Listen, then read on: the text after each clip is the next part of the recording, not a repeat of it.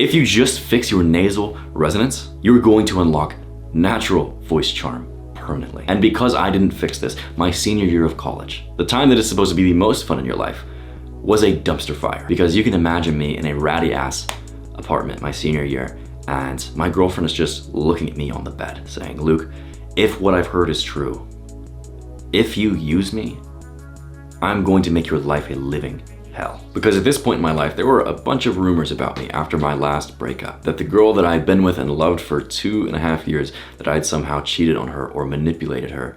And I never cheated, bro. I never lied. So the rumors were bullshit. And because of that, I just thought they would kind of die out, right? But the thing was, they didn't. And this girl that I'd now been dating for 6 months, I got a call on her phone that said, oh my God, I heard that Luke was a cheater and a manipulator. You shouldn't date him. And I'm almost used to it by now because I lost friends because of these rumors. My coworkers started treating me differently. I was getting glances instead of smiles. But the thing that hurt the most and that just drained me until I was emotionally sucked dry was the fact that my girlfriend believed the rumors over me.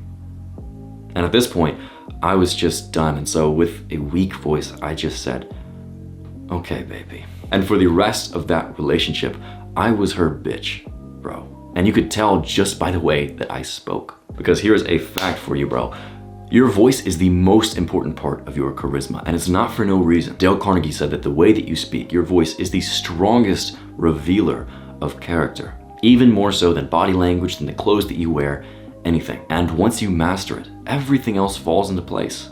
The body language, the confidence, the girls, it all just happens because whenever you work on your voice, you work on the self. So let me show you the 3 steps to permanently develop voice charm. Step 1 is unlock voice charm. Whenever I was first going to college, I got this job as basically the guy who calls up alumni and says, hey, do you want to give a gift to the university? I was asking for donations and I was ass, bro. I sucked. My first week, I was the worst. We had this leaderboard and everyone could see that I made $0 and everyone else was at like 400, 500 bucks. And so my manager comes up to me and she says, Luke, the biggest thing that I noticed with you is that you aren't smiling whenever you answer the phone. And I'm like, of course I'm not, bro. That's cheesy as fuck. But she told me, listen, you need to smile or else you're probably not gonna keep this job. And I said, okay, all right, you know what? I'll try it. I'll be fucking cheesy. And so the next time that I'm calling Armand from California, I pick up the phone and I say, hello. But once I started doing this, my voice changed. I sounded different on the phone. And I noticed this. The people across the line noticed this because week 2, just from this one change, I dominated the fucking leaderboard. I had a guy who I had an amazing conversation with and he told me, I'm going to donate $1,000 to you right now. And I want it to go directly to you. No other person who calls. I want it to go to you. And I said, okay, yeah, no, let's get your details in. Let's get your details in, bro. And from then on, whenever I just answer the phone with a smile, I continue to dominate that leaderboard for months. And the secret reason this works, bro, come in, bro, come in. The secret reason this works is nasal resonance, right? It's this feeling in your nose whenever you pronounce the NG sound, ng. You can feel it, ng.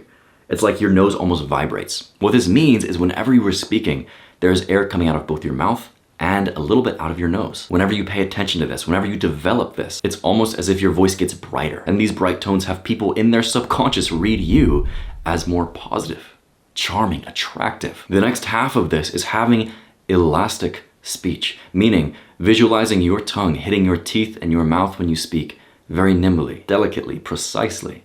The exact opposite of how a drunk person speaks. And when you speak with both nasal resonance and this feeling of elasticity, you develop voice charm. And the most simple way to practice this and develop this superpower is to smile as you speak. Because not only does your mind affect your body, but your body affects your mind. So even if you are unhappy, if you smile anyway, you become slightly more happy just because you're smiling. And I'm telling you, bro, as soon as I taught my most recent client this and he implemented this, he went from feeling like no one understands him to literally less than a week later making friends out of strangers on the train and playing pool with them that night. If you want to be the next charismatic transformation, is the link in the description. Step number 2 is developing voice charm. Sometimes I like to really understand girls, right? So this most recent girl that I was dating, I was driving in the car with her and I just asked her, hey, what's the first thing that attracted you to me? And she just kind of looks at me and she says, I don't know. It's because you just seem so happy all the time. You're so positive. It's kind of hot. I like being around positive people. It's absolutely what she sounds like.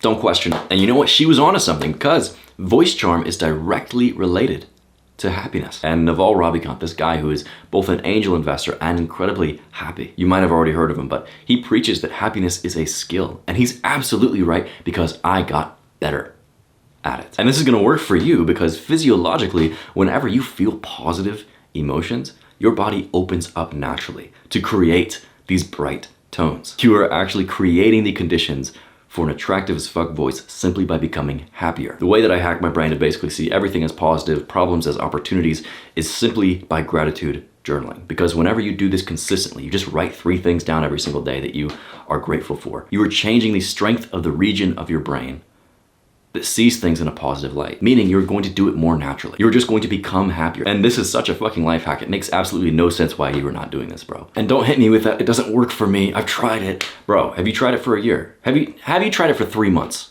Dude, if you haven't gotten consistent with it, of course it's not going to work for you. You haven't given it time. Write down 3 things that you're grateful for every single day for 3 months and tell me that shit doesn't work. The next part of developing voice charm is keeping your nasal passages clear, right? Because this is where your bright tones come from. And when you think about it, with people who sound nasally all the time, it's almost like you lose respect for them. It's almost a subconscious thing. It's like people who are sick all the time, or who have really bad allergies.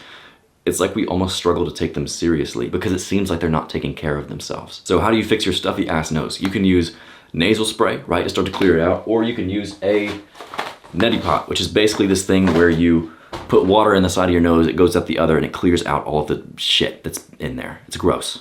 I'm not gonna include B-roll here because you don't wanna see it. But it clears your shit out, and once you do, start breathing through your nose as much as you possibly can. This is how you keep your nose clear. And if you're not used to it, it's going to feel like you can't, right? It's going to feel like your nose is too stuffy for you to breathe through it. Good. Continue to breathe through it. Don't open your mouth, even if you have this feeling of air hunger. This is whenever your nose starts to naturally unblock. Whenever you give yourself enough of this feeling of air hunger, your body kind of figures out, oh shit, I'm not opening my mouth for some reason. I have to clear out my nose. And from there, your nose just stays clear. Not only is nasal breathing how humans are supposed to fucking breathe, but it also just makes you more attractive because it changes your face shape to be sharper. And on top of that, you are now unlocking these bright tones. The last thing I'll say is I use this, right? This is micro pore tape. I just get a piece right here, and this is how I sleep. I tape my mouth shut, and it's not super adhesive, right? I can just, and it comes off really easily. It's just a little tug, a reminder for me to breathe through my nose. And that's just 8 more hours on auto of nose breathing. Basically, take care of yourself, breathe through your nose, and you are naturally going to start having these bright tones to your voice. Step 3 is creating permanent voice charm. The most permanent change that you can make is in your life setup. Whenever I first moved to college and I finally got out of the trauma house, right, I was so excited, so passionate. I felt so in control for the first time in my life that I would just do these random spontaneous things just because I felt this lust for life, right? I was talking to this girl who would later become one of the best girlfriends that I'd had to that point. And we're kind of sitting out on the scenic view. You can see the mountains a little bit, and I realized the sun is setting. And it's about to look so fucking beautiful. And I say, okay, hold on, hold that thought. We have to go outside right now.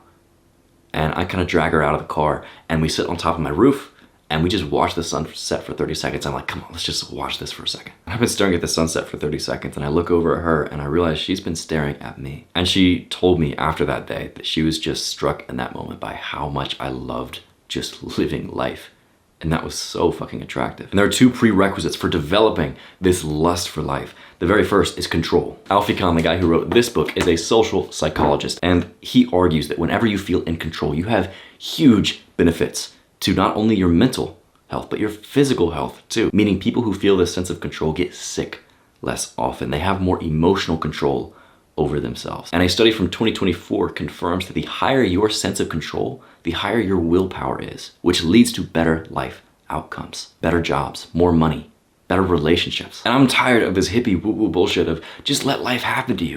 No, bitch, be in control, because you have to face reality, bro. Where you are right now, it is your fault. Because when you don't blame anyone else and you take full responsibility and you realize that if you are over 18 and live in like a first world country, right? You basically have the ability to live anywhere that you want in your country, do pretty much any job as long as you pursue it with passion and vigor, you realize that you dictate the outcome of your life. And once you accept that, you can position your life to revolve around the next prerequisite, which is passion. As you can tell from my last story, one of the most attractive traits that you can possibly have is passion. And I don't have to convince you of this, bro, because you know every charismatic leader that you've ever seen, the people who start movements, who change the fucking world, every single one of them was incredibly passionate about what they do. And if you were like me and you weren't lucky enough to know that you wanted to be a firefighter since you were 8 years old, you've probably struggled at some points thinking, what is my passion? What is my purpose? People say online about develop your purpose. What the fuck does that mean? So I'm about to teach you practically, step by step, how to develop your passion.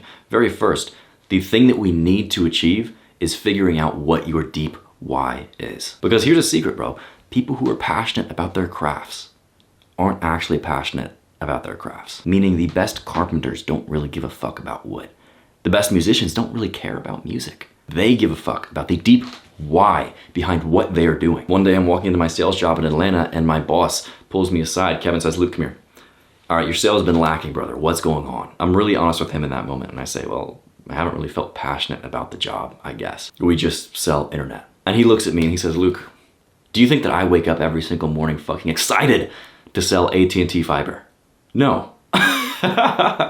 What I am excited about is being able to pay my bills within a week, is being able to save money so that I can buy my childhood home and give it to my mom. We are not going out there and selling every day for the love of internet.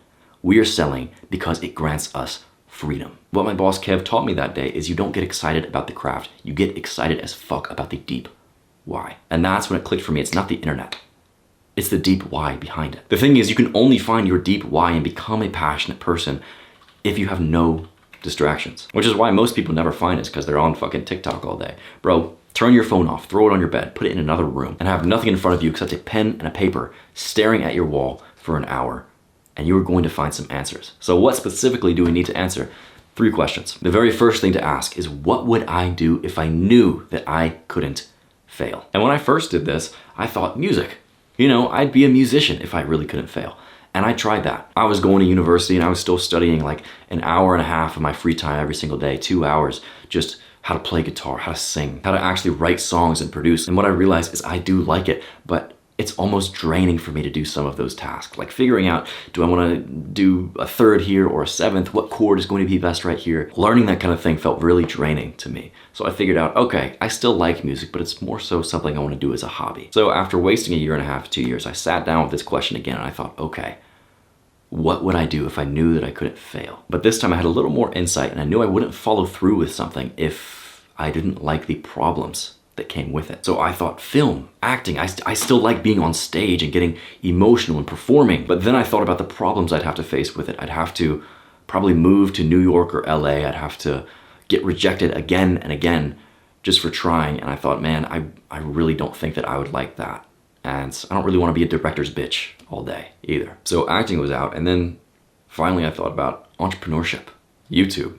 I grew up watching YouTube. What if I could do this for a living? And I thought about the problems that came with it. Okay, one thing on YouTube is I would get hate, right? No matter what you do, you're gonna get hate if you're posting content. But I thought of it kind of as a challenge. I was like, no lie, I am scared of people talking shit about me. It's probably gonna hurt my ego a lot. But I think I could use that to toughen up. The next thing I thought was, okay, well, when this takes off, I might get recognized in public. I know some people would absolutely hate that. They just wanna live these quiet lives. But for me, I thought that could be sick, bro. Meeting the people in real life that I've actually helped, they come up and say, hey, you're Luke Grenoble. Dude, your videos are sick. I'd be like, yo, what's up? I would love that. And as this further develops, I know that I'd have to develop a team, right? Someone who would help me with editing, who would help with thumbnails, leading a team to create one vision. And I know some people would hate that. They'd think that's the worst. They just want to work in their own little square, their own little cubicle, but not me.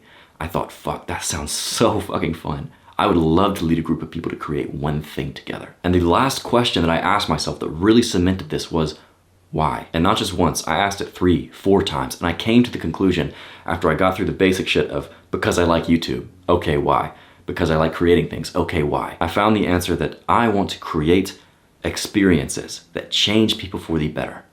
And everything kind of fell in place from there. I'm like, oh, of course, that's why I like music. That's why I'm learning to become a bartender. That's why I think I could fall in love with creating YouTube videos.